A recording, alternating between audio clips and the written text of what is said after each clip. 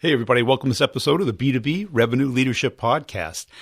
Hey, it's another year, another time to make some more money, and I've got the course for you.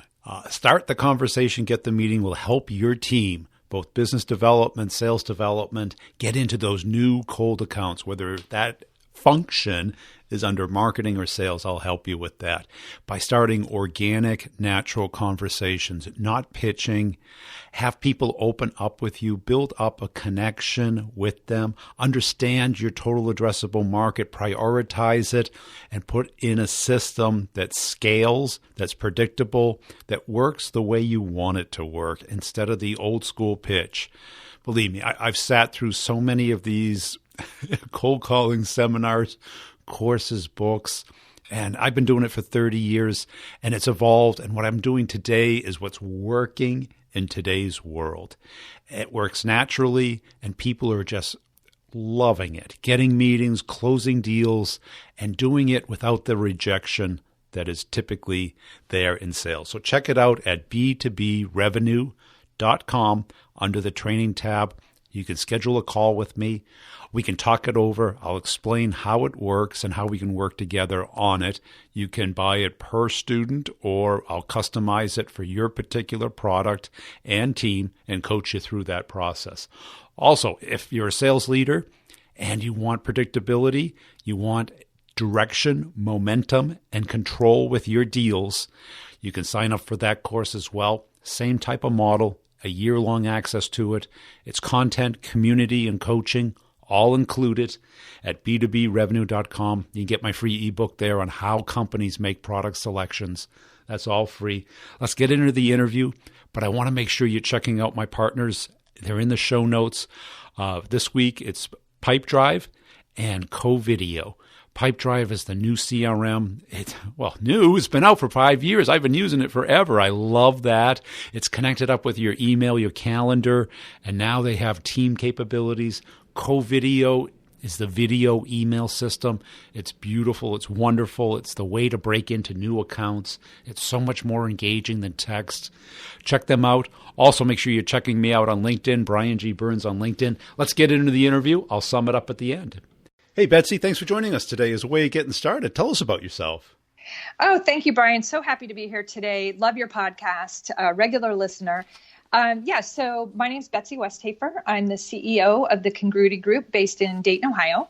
And what we really focus on are high impact strategic conversations for our clients. And we do that a couple of ways. We do that through executive level customer advisory boards, and as well as a strategic planning practice that we have as well. And how'd you get interested in this?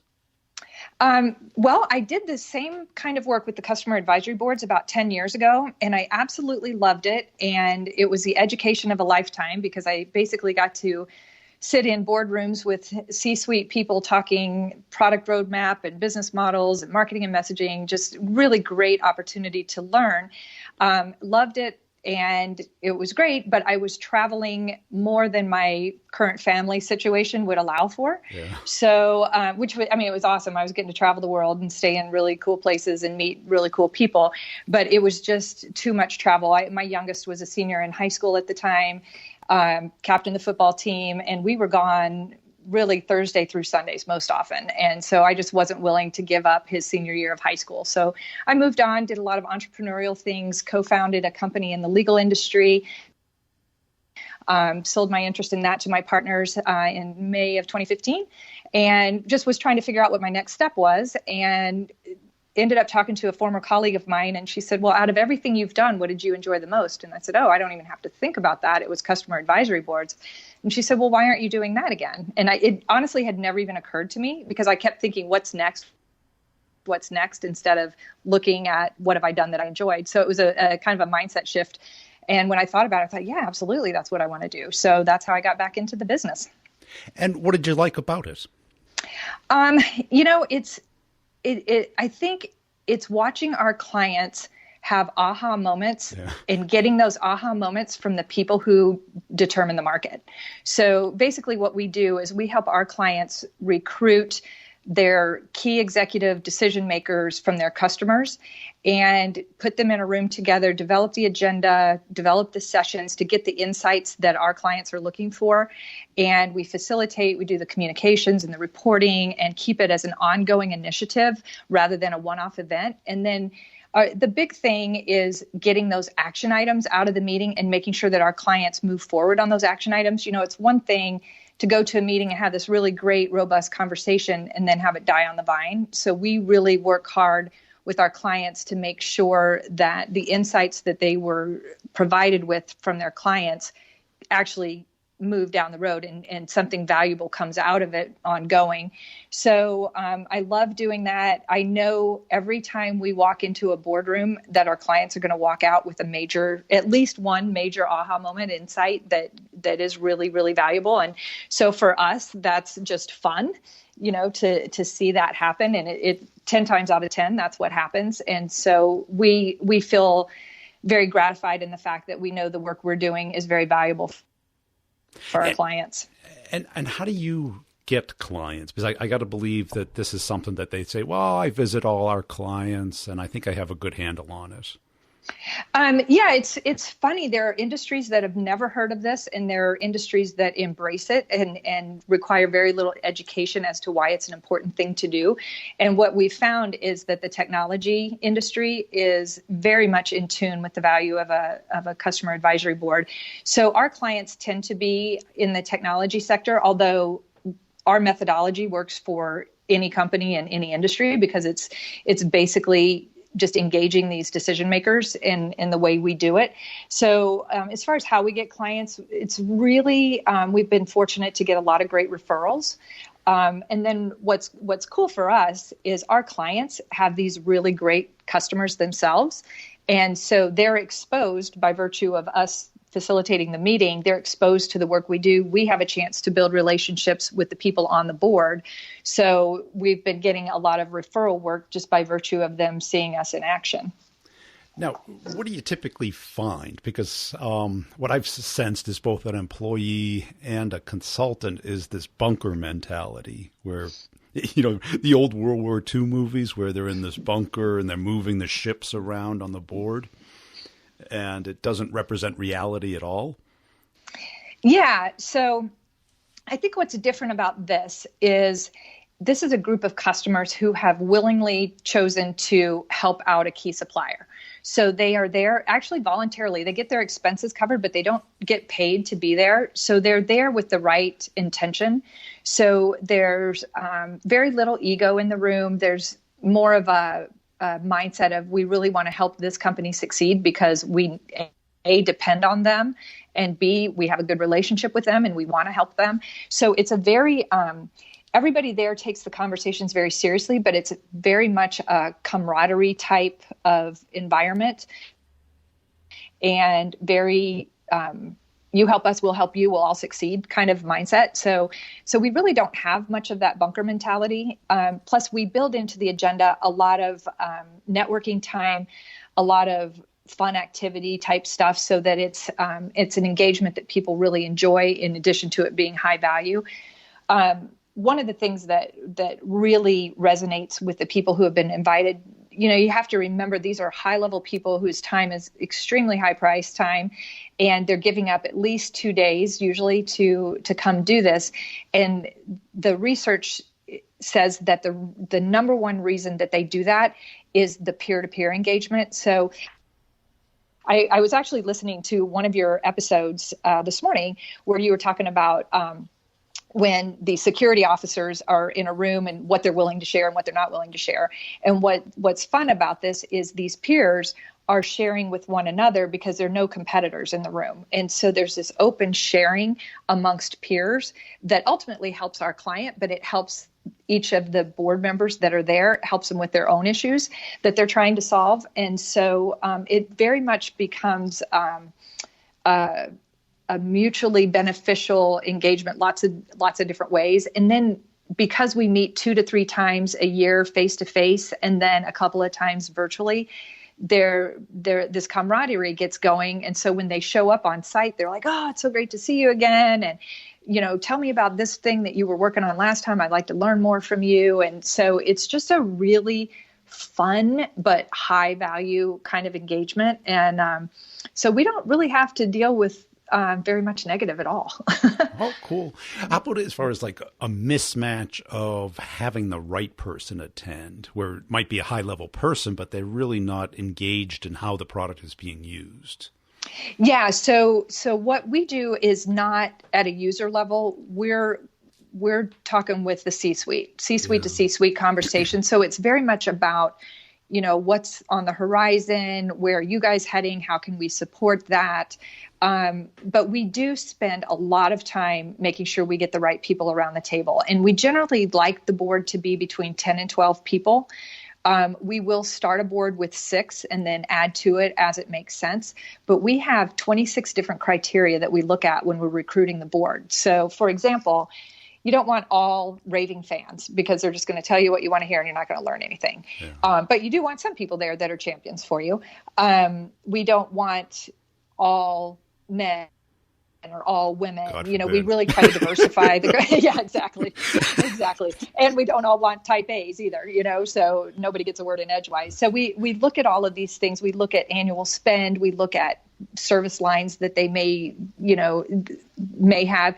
One thing that happens that's really cool, and this is why we spend so much time on determining the right balance of the board, in multiple engagements that we're working on. For the first meeting, they may come to the meeting and say, I didn't even know you did that. I've got somebody else doing that. I'd much rather work with you on this particular service. And the guy sitting next to him says, oh, we use them for that. And it's awesome. And so there's a lot of cross-selling and upselling amongst the peers without the client even having to engage in that. And so that's a big kind of nuanced benefit of doing this, is because you have these other people kind of selling on your behalf, which, as we all know, is far more powerful than you trying to sell directly to them. Yeah, because certainly in the technology space is this big category that's, moved from customer support to customer success. And then customer advocacy, where the customers are actually doing proactive things to help the company out. Right. And when you talk about advocacy, one of the things that we do at the end of the meeting is, so we pair up a consultant with a program manager to do these engagements from our company. And so the program manager will take our client team aside, away from the clients, and do a debrief, 15, 20-minute debrief on the spot. What went well? What do we want to do differently next time? Kind of capture that on the spot. And then the consultant will work with the client, the board members. And one of the, not on the first meeting, but from meeting 2 and beyond, we do a written survey in addition to an oral debrief. And we ask them, where else might you want to participate with this company? So co-writing a white paper, doing a testimonial, speaking on behalf to a prospect, doing a webinar. We give them all these options of different ways that they can continue to engage with this client. So then basically what we do is we hand over this data set to our client's marketing team and says, here are people who have volunteered to do even more. And so if you're looking for somebody to co-author a white paper, here are the people that have already said yes. Yeah. And so that kind of creates that advocacy that is extremely valuable to the host company. And that is super important. One of the biggest deals I ever did, one of the final stages was I had their CEO photo taken and a quote, and it went into an ad we put in the Wall Street Journal. Nice. And you can believe that deal went through pretty smooth. Yeah. That third-party validation of what you do and who you are, you just can't top it. And I think that's the beauty of this, because I see it on the front end where they're not a customer yet, where you engage with your target market, and instead of trying to pitch them, you're trying to elicit their input, their opinions, and help them and create content. And you're kind of in the middle to the back end of this on the advocacy side. Mm-hmm. Yeah, absolutely. And, when you start building relationships like that, then you stop competing on price. Yes. Because you've got this relationship, you've got this trust. When these board members come into these meetings, they get a peek behind the curtain. They get information that nobody else does, and there's like all of these conversations are held under NDA. So there's that mutual trust that starts forming, and that's how you quit competing on price. And where have you seen these things go wrong when they're not planned out well? I'm sure you've learned a lot in doing this.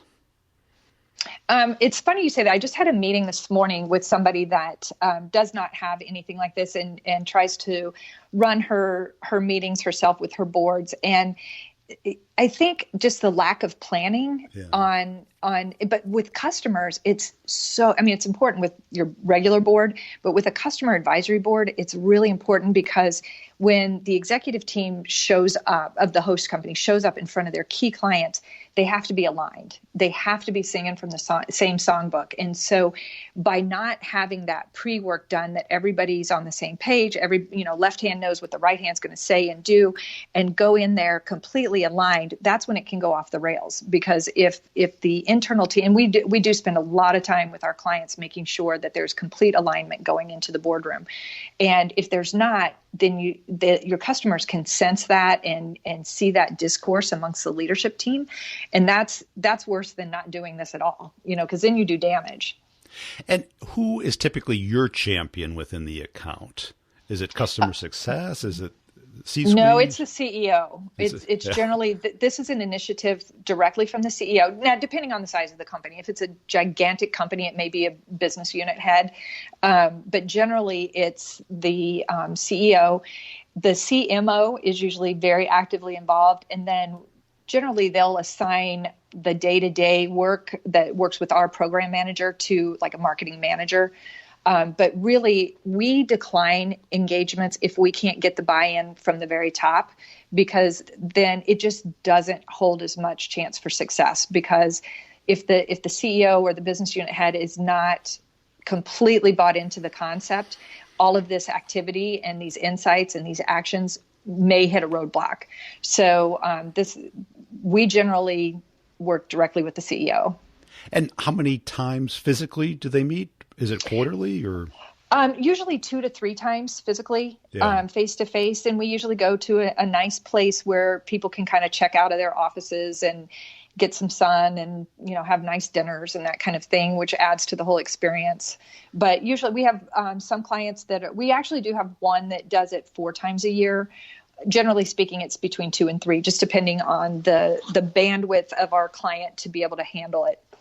And more than 2 times a year. And does your company facilitate it or just organize it? We do. We facilitate it.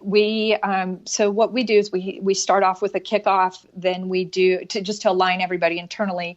Then we do the recruiting phase. We do the agenda planning and then the session planning, because we orchestrate this in great detail not to keep it stuffy and stiff, but just to provide guardrails for each of the sessions, with the idea that here's the plan, but we want to stay open to where the conversation may go. So it's kind of a fine line to balance that. Then we do the facilitation. We help our clients with the communication directly to their board. Sometimes they actually prefer for us to manage and communicate directly with the board. We have some clients that prefer it that way. We have some clients that prefer to have that relationship themselves by sending the communications. Then we do the facilitation. We do all of the final reporting, debrief with the team afterwards, saying here's all the information we captured. Here's where we see an opportunity, and then we keep the engagement going in between the face-to-face meetings, where we'll send out communications with updates. We'll do a virtual call somewhere in between the 2 meetings. And just we do this as an ongoing strategic initiative and serve as kind of an extension of their executive team. And do you attend the actual meeting and take the notes, the action items, Yeah, so our consultant will facilitate the whole meeting, and then our program manager takes notes, does flip chart notes, helps with logistics as needed, that kind of thing.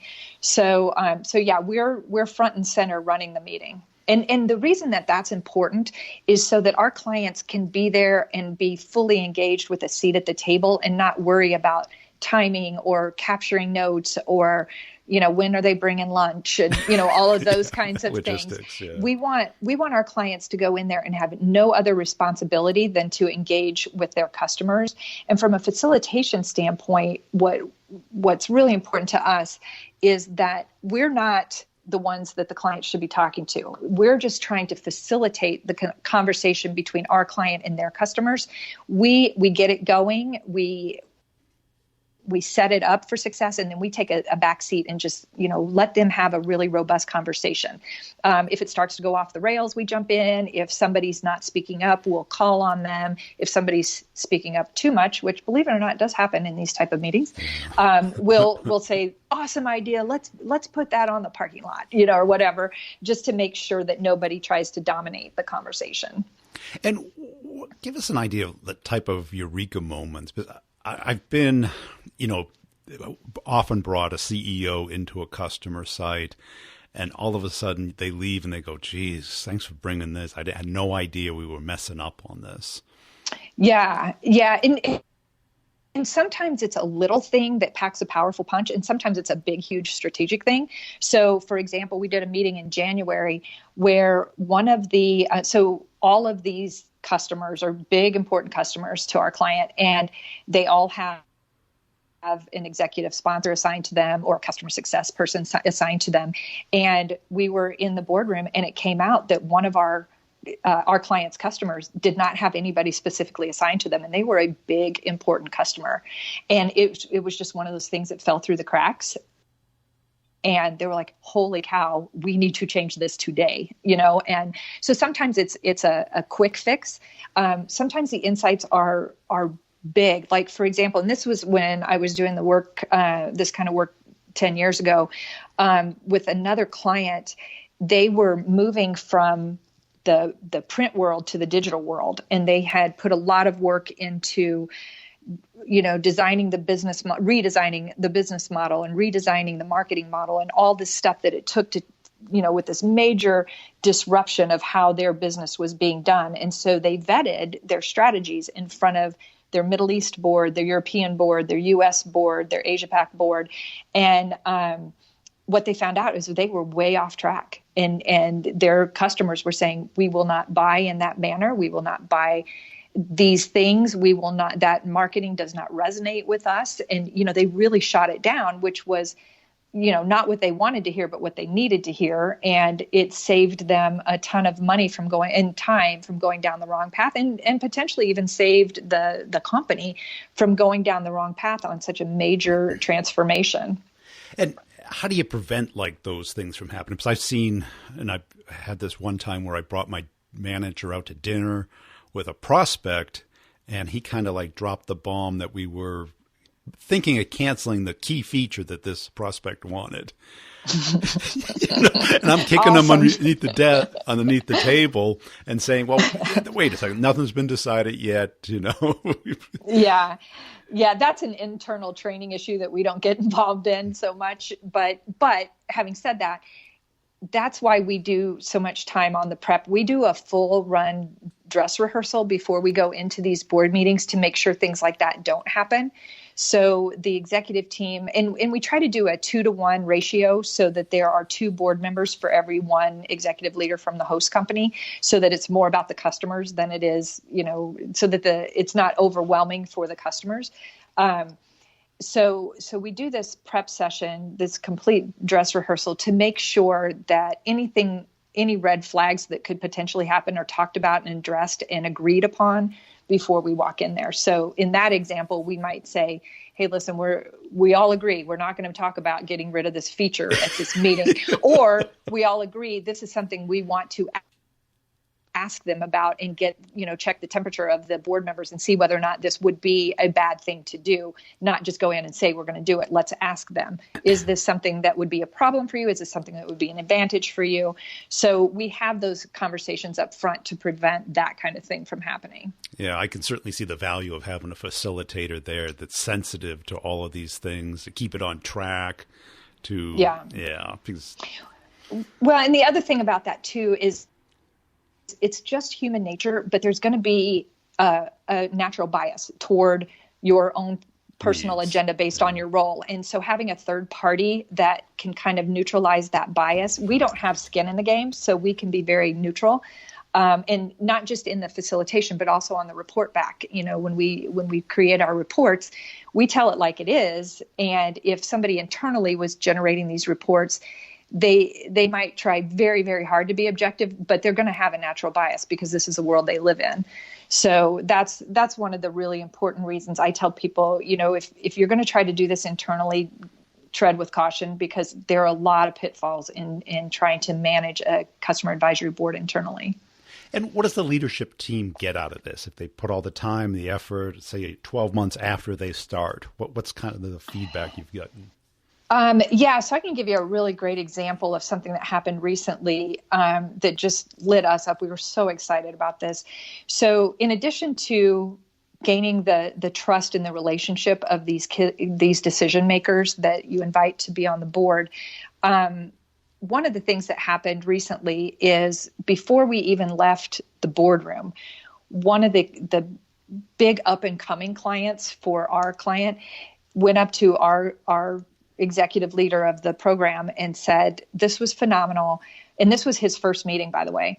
It was our client's second meeting. This was this gentleman's first meeting. He went up to our client and said, "This was phenomenal. Our contract with you is up in a year. Let's renegotiate it right now. Let's do a 3-year deal, and let's talk about adding our international business on top of it." And that happened right there on the spot, which was awesome and not all that unusual. That was a big one, but so our executive leader was like, "This whole initiative has just paid for," and said this to me directly, "This just paid for the next 10 years of these customer advisory board meetings," because it was that big of a deal. And it was the trust factor and the relationship factor that got this gentleman to say, and he admitted in the meeting that there was a time where he wasn't sure this was the right partner for what they were doing. And so just being able to build that trust level with the executive leaders. And I had one client say, "It's awesome to have the CEO of our key supplier on speed dial or on, text, being able to text message." Yeah. Speed dial makes me sound 100 years old. But just having the ability to text with the leader of this key supplier, and that happens as a result of these meetings. And so that I would say the depth of the relationships is probably the biggest thing the executives get out of it. And then it works the other way around. They have the ability to text their customers and say, "Hey, we're thinking about doing this. What are your thoughts?" Yeah. Or pick up the phone and have that conversation. So I think that's probably the biggest advantage. That's it. When I was in sales, my secret weapon was this huge deal. I would have them come to home office for like at least a full day. And I would go out there the day before and have all the executives, lined up. And you're right. It's like this bonding that everyone looks at as so old school today is so super effective. Oh, yeah, absolutely. Especially with social media and the trend to go the other way. Yeah. I'll tell you a funny story. This was an engagement from several years ago. What we do, we do 2 or 3 meetings so everybody kind of understands what it is and what they've signed up for, so to speak. And then we start asking them to commit to either a 12, 18, or 24-month term so that we're rolling people off and bringing new, fresh ideas in. So it's in this ongoing, continuous relationship and engagement, and it doesn't get stale. So we were working with this company, and these were all very, very, very smart academic type people in the room. And there was this one guy, he was kind of a curmudgeon and definitely thought he was the smartest guy in the room, and just kind of had this air about him, but lovable in his own way. And so when it was time for him to roll off, they did, gave him a plaque, thanked him for participating, all that kind of stuff. And he got really emotional and he ended up in tears. And he was like, "I don't want to roll off this board." He said, I love you guys, and I like knowing what's going on. I like knowing what the future holds for this host company. I really don't want to be off this board." So if you think about that, when you've got one of your best customers crying in front of his peers because he doesn't want to help you move forward with your company. That's kind of the holy grail, So it was a really interesting moment, and a big testimonial for the power of this kind of forum for engaging your customers. Yeah, I like it. Yeah. So where can people go to learn more about your work and connect with you? Yeah, a couple ways. One, I recently co-wrote a book with a brilliant customer engagement guy named Tony Bodo. The book's called Profitability, spelled Prophet ability. It can be found on Amazon, and it really is kind of a cross-section between B2C and B2B and the different ways of engaging the market. For basically what we've just been talking about. So that's one way. Another way is I'm active on LinkedIn, and then at Betsy Westhaver. And then the other way is just through our website, thecongruitygroup.com. Hey, I hope you enjoyed that interview. Hey, I want to make sure you're checking out b2brevenue.com. That is where you can get a free copy of an ebook that I did. It's a real ebook. It's not a fluff book. It shows and talks about how companies make buying decisions and how you can influence that from both a marketing and a sales standpoint, how to find all the people that are in the decision path and what they need to see, know, and touch and feel before they make a product selection. If your team needs some coaching, some help, some training, some systems, some processes that do work today, because we know what doesn't work, or what doesn't work, I'll show you what does work and how to connect and get into pretty much any account. It includes deal coaching and content community, and I can customize it for your particular company. Just go to b2brevenue.com, look under training, schedule a call with me. We can talk it over, or just sign up. You can pay per month or all at once, whichever makes most sense for your budget. Also, I put out videos pretty much daily on LinkedIn and on YouTube. On LinkedIn, it's Brian G. Burns, and on YouTube, it's Brian Burns Sales. Just search for that if you like to consume some video content. And if you see me on LinkedIn, please put a comment and a share and a like on some of the videos. I really appreciate it. I've got a company page for each podcast. This one, the B2B Revenue Leadership Podcast, where I put both content and humor videos out daily. And tell a friend about the podcast. Really appreciate you listening. Check out the show notes for all the partners and the connections you can make there, the coupon codes for the products to evaluate them, see if they're a right match for you. And we'll see you next time.